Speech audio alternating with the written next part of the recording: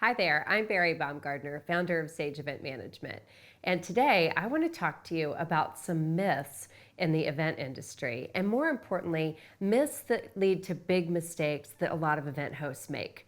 So for the next 3 weeks, my next 3 videos, I'm going to be pointing out a few of these different myths, and the one that we're going to talk about today all revolves around room blocks. So this came to me because I was talking to one of our new clients about her signature event, which is her 3-day live event that Sage is going to be helping her produce. And over the course of the conversation, she started mentioning that she has a mastermind, and she wanted to attach the mastermind meeting to her signature event, which is great. We have no problem with that. If you are a sophisticated presenter and you are capable of doing both a mastermind and a live event without completely depleting the gas in your engine, if you can do that, it's actually a great way to save some money. But over the course of the conversation, what came up is she said, we never take room blocks for our masterminds. Now keep in mind, this is an event host who has over 100 people in her group mastermind, right? 100 people. So on average, she's picking up 35 to 50 rooms per night over a 3-night period. Those are real numbers that really add up. But her concern was, and this is the myth, that it was too much liability to assume or take on the liability of a room block for her mastermind. And I've heard this number of times over the last few years, and each time it kind of boggles me because the reality is rooms help to buy down your cost with the hotel. It's actually one of the smartest investments you can make because essentially the attendees buying the rooms pay for the meeting space that you're using to host the meeting. There are 3 ways that hotels value your business. They look at rooms, they look at food and beverage, and they look at rental. So for a lot of hosts, they think they're really coming out ahead by skipping the room block, paying a small amount in rental, and then they may or may not have F&B. But the reality is the hotel's biggest profit maker by far is those room nights, not only because they have 75 to 80% profit margin on rooms, but also because every time someone stays in the hotel, they spend money in the hotel. There's additional incidentals, spa, gift shop, coffee shop, restaurant, fitness center, internet, etc. All of these things really start to add up, and they're big revenue generators for the hotel. So hotels will reward you for taking a room block by basically eliminating the room rental. So you're not paying anything in room rental. Now there is liability attached. If you don't sell the rooms, then you owe the hotel the difference. There is something in our industry called attrition, and hotels generally will allow anywhere from 10 to 20% attrition on a standard room block. We always push for 20% and above, and it really does depend on the value of the business and the amount of rooms that you're taking. But here's the thing, by taking a room block, you're doing a number of good things all rolled into one. The first is you make it much, much easier for your attendees to book a room. They don't have to look all over town trying to find the right place to stay.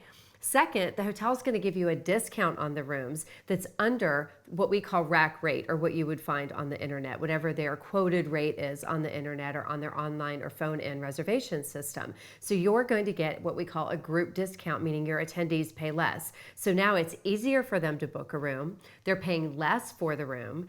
And if they're out-of-towners, if you have a lot of out-of-towners coming to your event, they're going to need a room. So why not make it easy for them to stay at your host hotel and give them a discounted rate? And then when they book those rooms at your host hotel, you no longer pay rental. Or if you're paying food and beverage, you'll pay less in food and beverage. The other upside to this is now all of a sudden you're building a history of your room block. And this trackable history from event to event allows you to predict the type of room usage you would have in the future and to really limit your liability. If you have a predictable pattern for every X number of attendees, you pick up X number of rooms, then you've really limited, if not eliminated, the liability of taking on the room block with the hotel. Now, one quick thing for you to know is hotels do like for you to have a minimum of 10 rooms per night. They're not really interested in going through all the difficulties of setting up a room block if you're taking less than 10 rooms a night. But for 10 rooms a night and above, they'll absolutely give you a group discount. They'll absolutely reduce, if not eliminate, your rental, and they'll absolutely reduce your food and beverage minimum. And again, your attendees need these rooms anyway. Your attendees are going to be paying for the rooms, so your attendees are essentially paying for your meeting to happen at the host hotel. And all the while, it's making it easier for them and easier for you. There's really no downside to this as long as you're being super careful about the numbers. And if you're not sure, I recommend you be conservative on the first go round. If you think you'll pick up 20 rooms, go for 10. If you think you'll pick up 50 rooms, go for 25. It's always easier to add rooms than it is to try and give them back and to try and pay for unsold rooms. So you really want to be conservative on the front end until you can establish that history. And I will just share with you a quick little tip here. At Sage, we typically take the number of attendees that we think are going to attend the event, reduce that number by the number who are local, and then divide by 2.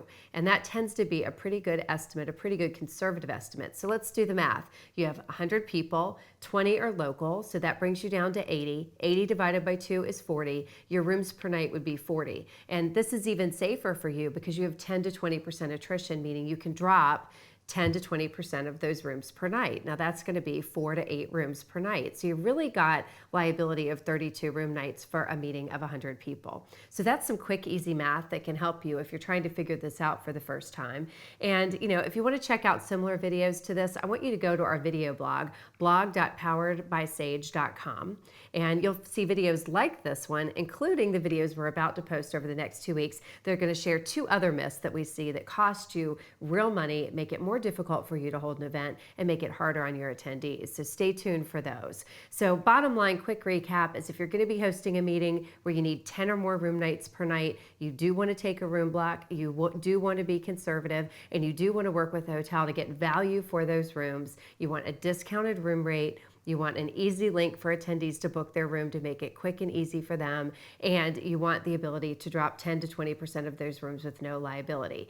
And then you want to make sure you're tracking them so you fill those rooms. You want to nudge those attendees to actually stay at the host hotel and stay in your room block. With all those things done, your attendees will have a much better, easier time at your meeting, and they'll pay for it. You can do this. Go team, go.